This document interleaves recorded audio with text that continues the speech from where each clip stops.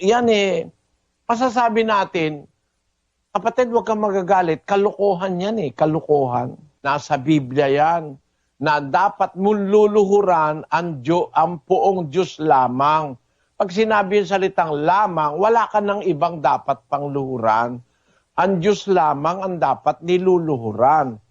Lumuluhod ka sa elepante, lumuluhod ka sa baka, lumuluhod ka kay Buddha sa tao, lumuluhod ka sa anghel, lumuluhod ka kung kani-kanino. Tinan mo naman ito. Lumuluhod pati nga sa ahas at sa daga, lumuluhod itong mga Bombay na ito. Kung sasabihin mo sa akin, ba't hindi na lang magkaisa-isa, kapatid na Soriano? Ayoko na, kayo na lang. Kaya ako luluhod sa ahas, tukain pa ako niyan. No? May lumuluhod sa ahas. Tinan mo yan, kung di kagaguhan yan. Ba't ka luluhod sa ahas? Ba't ka luluhod sa baka? Imbis na kainin yung baka, niluluhuran. Ang baka binigay ng Diyos para kainin ng tao, makatulong ng tao, maging pagkain. Ang ginawa nitong mga Bombay na ito, na mga Hindong ito, abay sinamba ba naman yung baka? Meron pa nga ako nakita nung araw habang nakaluhod siya sa baka, tumain naman yung baka. Biglang tumae, pumuslit. Sabi ko, yan ba ngayon ang gagawin mong Diyos? Bastos, walang moral. Kasalukuyan mong niluluhuran tapos tumae. Buti hindi sa mukha niya tumae, no? Yan masasabi natin, kapatid, huwag kang magagalit, kalokohan yan kalokohan. Luluhuran mo taong kapwa mo tao. Si San Pedro, luluhod ka. Kay Santa Maria, luluhod ka. Luluhod ka kay San Pablo, kay San Juan. Tao rin yun, kapareho lang natin yun. Yung talagang Pedro, lumuhod si Cornelio. Ayaw ni Pedro, pinagbawalan niya si Cornelio Basahin natin ang 10:25 ng Gawa. Pakinggan nyo. At nangyari na pagpasok ni Pedro ay sinalubong siya ni Cornelio at nagpatira pa sa kanyang paanan at siya'y sinamba. Datapot itinindig siya ni Pedro na sinasabi, magtindig ka, ako man ay tao rin. Tao rin ako, sabi ni Pedro. Ito yung Pedrong buhay yung apostol nung araw. Sinalubong ni Cornelio, lumuhod siya, sapagkat yung pagluhod, pagsamba yun Pagka lumuhod ka, tantamount, sinasamba mo. Ang nangyari, sabi ni Pedro, tumindig ka, tao rin ako, ano ka? Yun.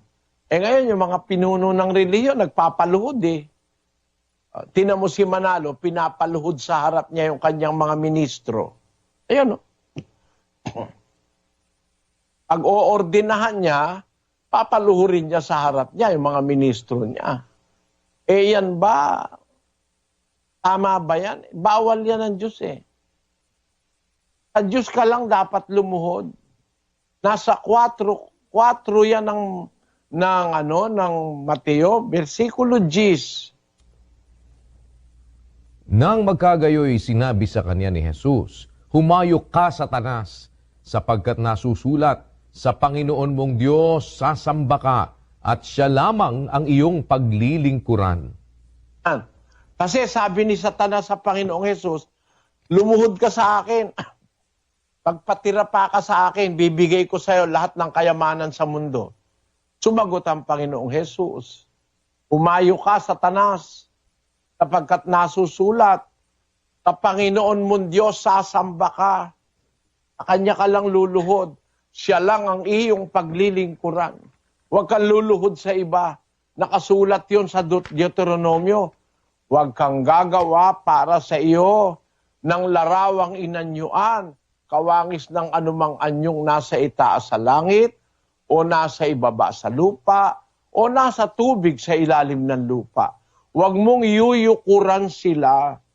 Thou shalt not bow down thyself unto them. Huwag mo silang luluhuran.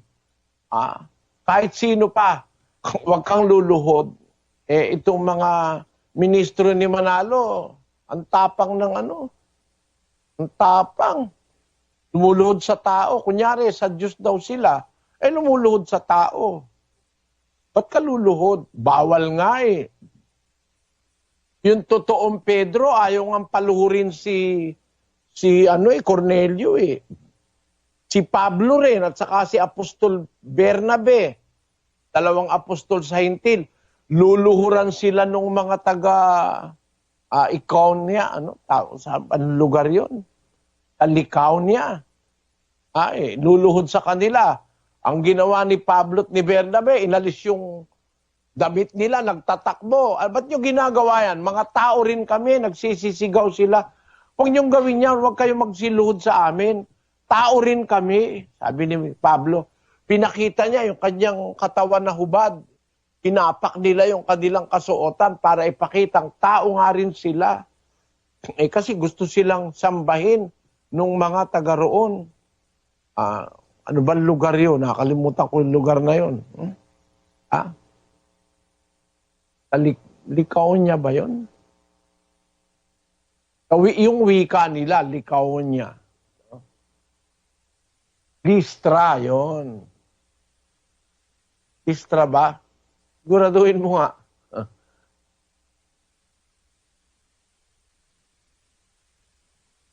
Yun ang nakasulat sa Biblia. Bayan ng Likaonia, Listra at Derbe, sa palibot-libot na lupain. Ngayon, ang punto ko, kapatid na Gabriel, mga apostol mismo na nagmimilagro, naghihimala, ayaw silang paluhod.